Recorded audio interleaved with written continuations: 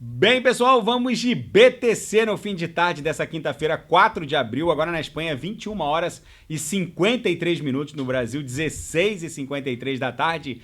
Gente, vejam o que a BTC fez no 6 horas, no gráfico de 6 horas ancorado pela banda de VWAP mensal. Depois de estressar absurdamente a base dessa cunha, agora a gente está arrumando em direção à aresta superior dessa figura triangularizada de caráter ascendente. A BTC deu essa dupla garfada, ameaçou romper para baixo da nossa banda de VWAP mensal, mas como eu antecipei para vocês aqui no canal, ela está voltando. Os cavaleiros do Apocalipse que abriram short agora estão sendo liquidados. Parafraseando o falecido ex-dirigente do Vasco, Eurico Miranda, o respeito voltou. E olha que eu sou flamenguista. Mas enfim, a quantidade de mensagens que eu recebi quando a BTC deu essa dupla garfada, com gente com certeza bíblica, no sentido de que a BTC estaria agora arrumando, enveredando por um canal de baixa. Me mandaram um monte de gráfico comprovando que a BTC estaria indo buscar 45, mas enfim, eu voltei a repisar os senhores nas duas garfadas. A primeira bateu 64.550. Na segunda garfada eu falei que era só um fundo duplo, chegou a perder o fundo anterior, bateu 64.493, mas aí eram favas contadas. A BTC estava só desenhando a base dessa cunha com corpos reais ascendentes. Os pavios inferiores foram muito capciosos, justamente porque o último pavio chegou a perder o fundo anterior, mas no final fez um Wzinho aqui. É um padrão de fundo do mundo cripto. Agora a gente só vai descansar em 71.200, 71.300. No gráfico diário, a gente reverteu aquele corpo real vendedor para um doji levemente comprador. O que está segurando a BTC nesse momento é o próprio patamar da mediana do canal de Keltner, que está exatamente nesse patamar que a gente está agora, em torno de 69 mil dólares. Chegamos a bater 69.309 e agora voltou para o patamar da mediana. O gráfico duplo que compara o DXY, que tá no nível da estabilidade, mas está desenhando um belo corpo real vendedor, tombou um período do dia, mas agora está ali a menos 0,01, ou seja, está no nível da estabilidade. Mas o que importa é que o RSI estocástico emborcou forte para baixo, ele está abrindo um belo corpo real vendedor, então a tendência é que o RSI, que o DXY, que mede a força do dólar norte-americano contra uma cesta de divisas, diante desse RSI aqui, emborcado para baixo e desse corpo real vendedor, a tendência é que ele emburaque para 101, e nessa queda do DXY, que guarda uma relação movimentacional de inversão com a BTC provavelmente vai explodir para 100 mil dólares. Tem gente que acha que isso é piada, mas infelizmente para os cavaleiros do Apocalipse que abriram short, eles serão devidamente liquidados, se já não foram, né? Porque o que eu recebi de mensagem de gente abrindo short, vendendo tudo, porque a BTC iria buscar 45, não tá no gibi. Gente, no mensal segue o game, a gente tá desenhando os morobuzus que vão levar a BTC para 100 mil dólares. Na seara fática, na capa da Cointelegraph, Bitcoin apaga repentinamente a queda, salta 5% e volta a namorar os 70 mil dólares. É o novo normal. E a Ripple vai entrar na briga das stablecoins e vai lançar uma stablecoin para bater de frente com o dólar Tether, o USDT e o dólar Circle, a USDC. O CEO da Ripple diz que o mercado de stablecoin vai ultrapassar 2 trilhões de dólares até 2028 e eles querem uma fatia desse mercado. Num primeiro momento, né, a princípio, eles vão fazer essa nova stablecoin da Ripple rodar no código-fonte da XRP Ledger, que já processa as transações da XRP, e na rede ETH através de um token ERC20. É o novo normal.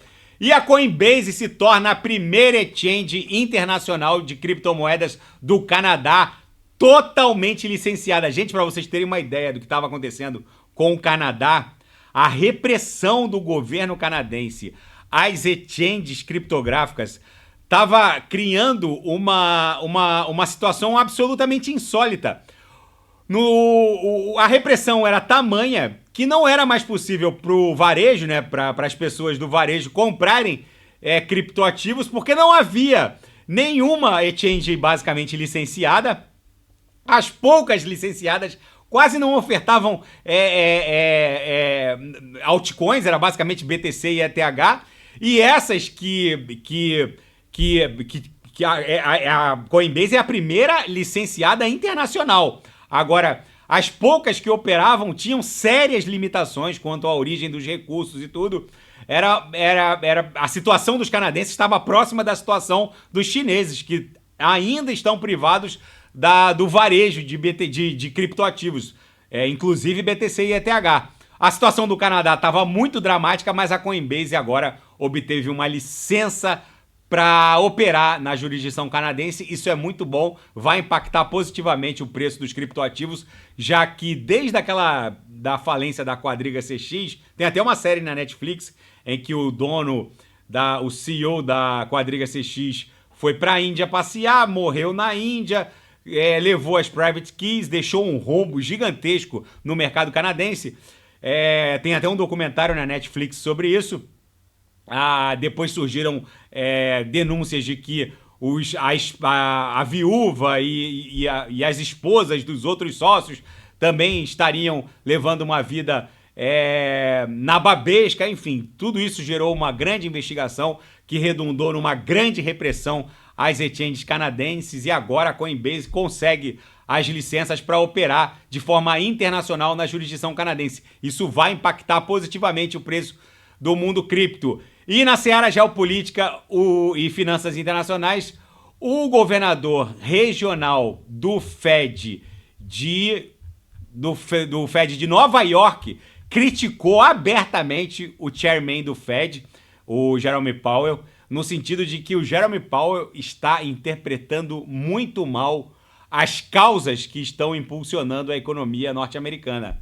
Segundo o governador regional do Fed de Nova York, o Bill Dudley, o Jerome Powell está completamente equivocado, interpretando mal a fonte de força da economia norte-americana. Ele não está levando em consideração o fato, não está sopesando o fato de que esse PIB dos Estados Unidos, que os Estados Unidos estão ostentando, tem uma participação de contratações do setor público, tem uma participação do setor público acima de 38%, ou seja, na verdade, um PIB meio que fake, por assim dizer, já que se a economia está sendo impulsionada pelo próprio setor público, ela não está tão forte assim. O segundo aspecto que ele está ponderando e que, segundo ele, o Jerome Powell também não está ponderando, é que a inflação ela está muito mais resiliente do que o Fed está imaginando. Segundo ele, essa inflação dos índices que o Fed usa como referência, IPC, enfim, está resiliente em torno de 3,2%. Alguns chegam a ostentar 3,5% na divulgação das taxas formais de inflação, mas segundo esse governador regional do Fed, essa inflação muito provavelmente não vai voltar para dentro da meta de 2%, já que ela é muito resiliente. O Fed, na verdade, ele tem que lidar com uma outra taxa neutra que o chairman do Fed, o Jerome Powell, não está considerando. Enfim, teceu uma série de críticas, levou tudo isso para a imprensa. Agora o board do Fed parece que está rachado. Vamos ver se isso vai impactar nos 3 cortes prometidos da taxa básica de juros, prometidos pelo próprio Jerome Powell, que disse que estava no radar a possibilidade de 3 cortes ainda esse ano. E o Joe Biden disse por telefone ao Benjamin Netanyahu que o apoio norte-americano depende da proteção de civis em Rafah. E aliados da OTAN pedem cautela no plano de envio de 100 bilhões de dólares para Kiev. Gente, o fato é que é ridículo um envio de 100 bilhões de dólares por membros da OTAN em favor da Ucrânia e a Rússia ainda considerar que ela estaria brigando contra a Ucrânia. O que os aliados da OTAN estão ponderando é que o envio de mais essa bolada de 100 bi vai meio que dar um cheque em branco pro Kremlin fazer, inclusive, uso de armas nucleares táticas, que é uma maneira pejorativa de se referir a armas nucleares de impacto mais cirúrgico, por assim dizer, de menor impacto. Mas o fato é que se a OTAN enviar esses 100 bilhões de dólares, não tem mais como sustentar que essa guerra é só entre a Rússia e a Ucrânia. Com um envio de 100 bilhões de dólares, o Kremlin pode sim considerar isso uma carta branca, um cheque em branco, para poder fazer uso de qualquer tipo de armamento, justamente porque tá absolutamente ridículo e infantil considerar que essa guerra não é contra a OTAN.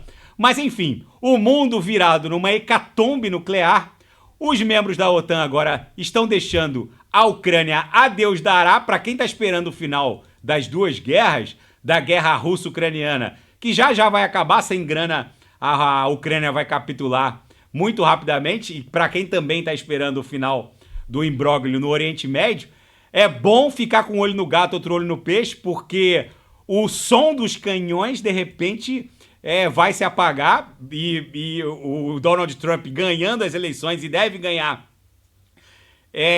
Aí sim que a Ucrânia não recebe mais nenhum centavo, e aí as duas guerras vão acabar, porque o Trump também apoia de forma incondicional Israel, e até a filha do Donald Trump, a Ivanka, é judia convertida, ou seja, o Trump ele já tem esse histórico de apoio incondicional a Israel, já avisou que não vai mandar mais um centavo em favor da Ucrânia. Todas essas guerras vão terminar mais rápido do que começaram, ou seja, para quem está esperando aquele chamado cheiro de flores nas ruas, vai acabar pagando 200 mil dólares por Bitcoin. Mas segue o game agora com esse doji comprador aqui, a BTC só vai descansar no patamar de 70, 71 mil dólares. Aqui vai encontrar a extensão dessa LTB, deve formar um pullback para depois explodir em direção a 100 mil dólares. Tá bom, pessoal?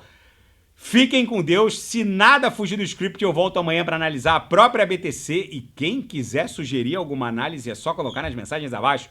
Grande abraço, até amanhã. Fiquem com Deus.